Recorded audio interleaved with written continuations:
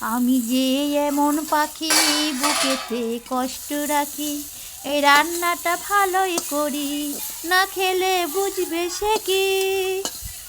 মনে মনে অনেক ভাবি রান্নাটা কি যে করি, ঘরে ছিল ভেন্ডি তাই দিয়ে তরকারি করি। ঘরেতে সেরকম কিছু ছিল না, ছিলই শুধু ভেন্ডি, তাই দিয়ে একটু তরকারি বানাই। আর গানটাও বানিয়ে ফেললাম। কেমন হয়েছে বন্ধুরা? যাই হোক, ঢ্যাঁড়সটা তো ভেজে তুলে নিয়েছি। তারপরেই আমি চিচিঙ্গে আর আলু ভালো করে লাল লাল করে ভেজে নেব।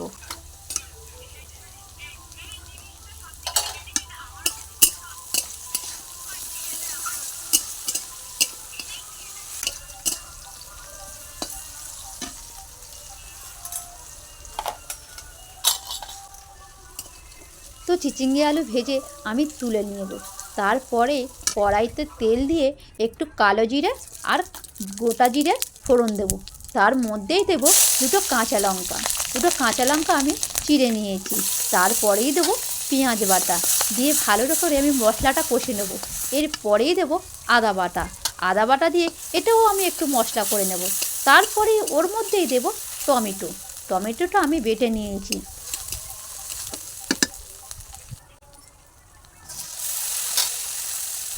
তো টমেটো বাটা দিয়ে এটাকেও আমি ভালো করে মশলাটা কষে নেব। তো বন্ধুরা, মশলা কষা হয়ে গেছে। এর মধ্যে হলুদের গুঁড়ো, লঙ্কার গুঁড়ো দিয়ে আবার একটু কষে নিয়ে একটু সামান্য জল দিয়ে দেব। তার মধ্যেই দেবো জিরের গুঁড়ো, ধনের গুঁড়ো, আবার একটু জল দিয়ে দেবো।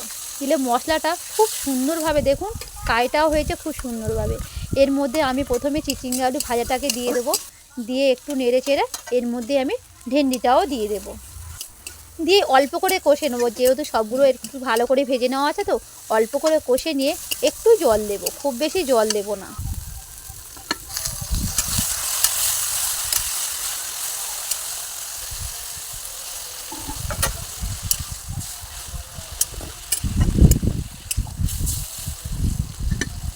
একটুখানি ঢাকা না দিলেও চলবে।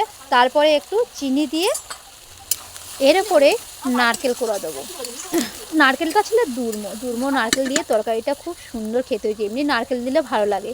আর এই যে আমার চচ্চড়ি হয়ে গেছে, চচ্চড়িটা খেতে খুব সুন্দর হয়েছে। এই যে এক থালা ভাত খাওয়া হয়ে যাবে। তো বন্ধুরা, আমি তরকারিটা এবারে নামিয়ে নেব।